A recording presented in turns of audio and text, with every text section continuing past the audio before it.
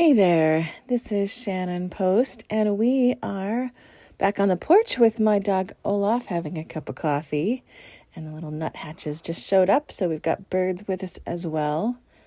And today I wanted to talk to you about one of the best ways I have found to focus your mind in a long career transition. And often by definition, people working with me are in a career transition that's taking more than, a few weeks or even a few months. Often it is it can be a long process, depending on, how well you know yourself, how well you know what you want. All of those things take time, and how long it takes for things to show up. And so it's really easy, I find, to get discouraged when you can't see the whole path out in front of you immediately.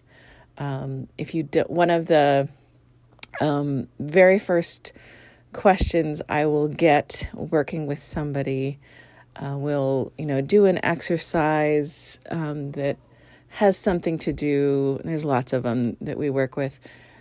Something to do with, what do you, if you had everything you wanted, what will you see in the future, blah, blah, blah.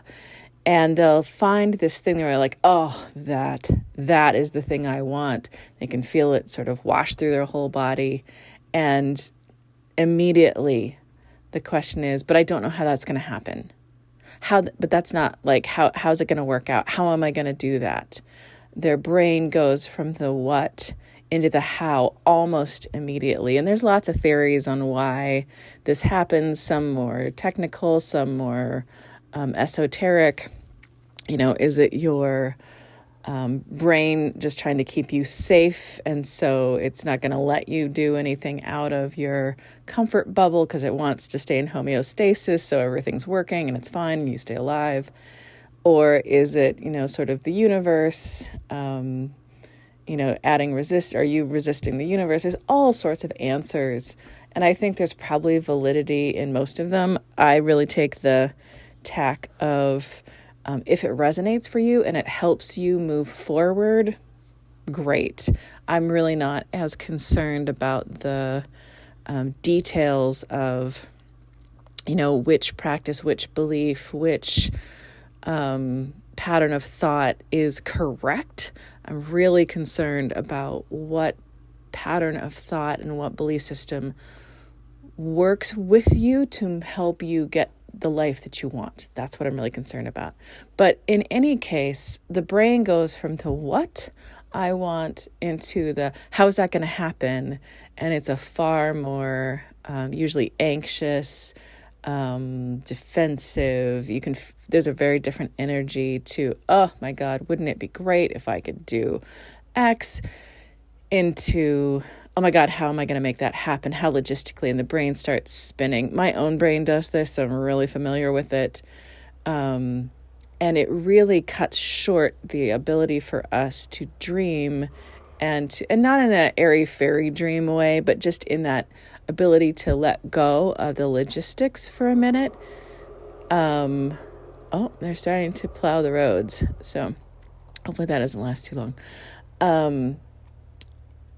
To putting the logistics aside so that we can spend a little more time in the what, so that can start coming into focus. The way I see it a lot of times, when we get into the what, we see this, it's like a movie screen that's kind of pixelated, and we can see this blurry image, and, maybe we get scared, we jump over into the logistics, and we can't really tell how we're going to do that because the image is still really blurry and still really pixelated. We need to spend enough time over in the what you want to be doing for it to come into focus.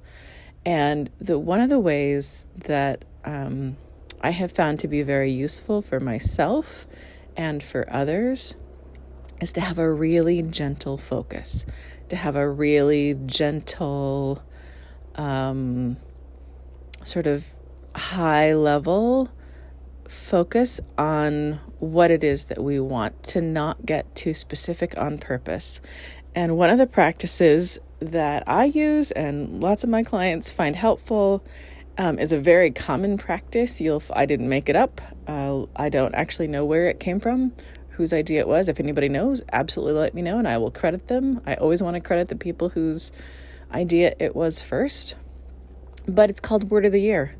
And I like it because it's not, as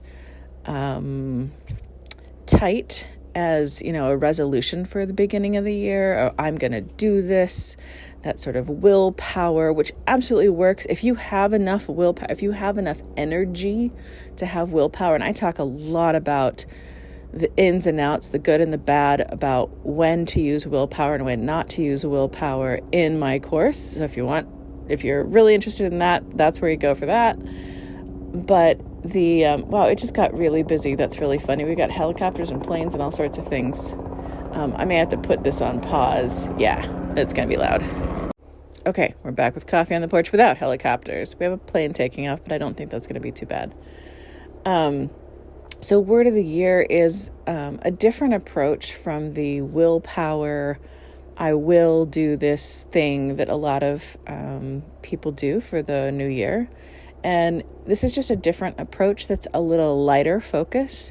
It's a little more it's a lot more general. And you're just picking a word of the year, or a word of the year occurs to you, or however you come to the things that are really true for you. For me, they just kind of show up. I start thinking about, word of the year. I often start thinking about it in kind of September-ish, like, yeah, let's have a new word of the year. And I really think about what's the next phase, what is the next thing that I want to grow in my life, what is the next focus that I want to work on, or I have the capacity to work on now. And I just let that be. I don't try to figure it out. I don't journal. I don't go on a walk. I don't do anything about it other than, yep, it's about time for that. And I put that aside. And this is kind of the process of that can help bring focus in when your brain really goes into oh my God, how are we going to do that? So it's just a very light, yep, that needs to happen. The word will occur to me. I don't really have a lot of thoughts on how, who, or why that comes to me. It just does. It's sort of the next right thing for me. And I'm like, yeah, that's the word. That's interesting. Like, let's say there have been years where the word was stability. There were actually a few years where the word was stability. And I would think, stability. And I'll sort of marinate on that for the last quarter of the year and be like, is that the right word? Is that what I want to be doing? Sometimes it shifts, sometimes it doesn't. And I'm not thinking hard about it. I am not journaling. I am not working it out like a math problem. I'm not harsh about it. It's just like, fascinating. Could be, maybe the word is stability. I don't know.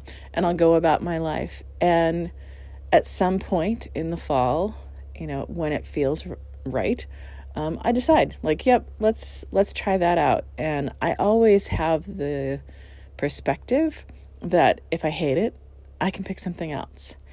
But it's a very light focus. And so for the next year, I just stick it in my calendar. It shows up once a month, around the beginning of the month sometime, that says word of the year, whatever the word is. And am I still on track? Does it still resonate? Is this still true? Is this still working for me? And what I find with this method is that without a lot of effort, without a lot of willpower, a lot of those things start coming into my life. I think because I'm not working so hard at it, it just lets my brain, and there's a lot of neuroscience that says why that happens. It's not a magical occurrence. We're just repattern, that's the neural pathway that we're using a lot. So that's what gets used. But it's an easy way to start gently herding your brain and your mind into the things that you want and keeping it out of the how's this going to work, which is really, in my mind, a translation could be this isn't going to work. There's no way for this to work. People like me don't get to have this. I don't have enough time. I'm too old for this. There's not enough resources for me to do this. I don't have enough money for this. Blah blah blah. The list of reasons why we can't have what we want is endless. And so this is just one tool to quiet that part of our brain that is anxious and wants to keep us safe. Its heart's in a good place, but it's not it's an effective tool to keep us alive, but it's not an effective tool to have us really experience the fullness of life that we want. Hi, little one, little chickadee. And so I encourage you to try it. Just word of the year. See if there's a very general word that's not very specific. It's not get a new career. It's not land this job. It's not slay this. It's not anything like slay this year or be the boss. Or it's much more gentle than that. It's much more kind and compassionate in that. Examples of my things that I've had and things that friends have had have been like more peace, more stability. My one right now is wholeness, not perfection, which is it's been a really interesting evolution in the last year of how my life has, I've always struggled with perfectionism. Maybe I always will, but how I can loosen that up and make my life more whole instead of perfect. And it's been a really fascinating evolution of how that little bit of encouragement, kind of once a month, it's very light, compassionate, loving little encouragement to focus more on wholeness and less on perfection, has really remarkably changed my life and how I think about life, how I experience life, what I'm doing day to day. So it's gentle words like that. Like right now I'm thinking, I think my word of the year for next year is probably going to be enough. I think that's the next place I'm going to grow into, or maybe I want to grow into, but I'm not really sure. I'm in that we'll see about that phase, that the word might be enough. So I just encourage you to start to maybe consider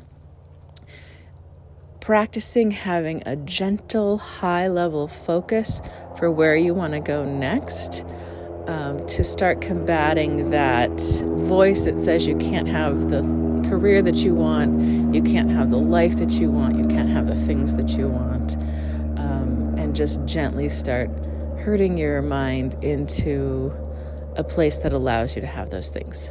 All right, I hope that helps.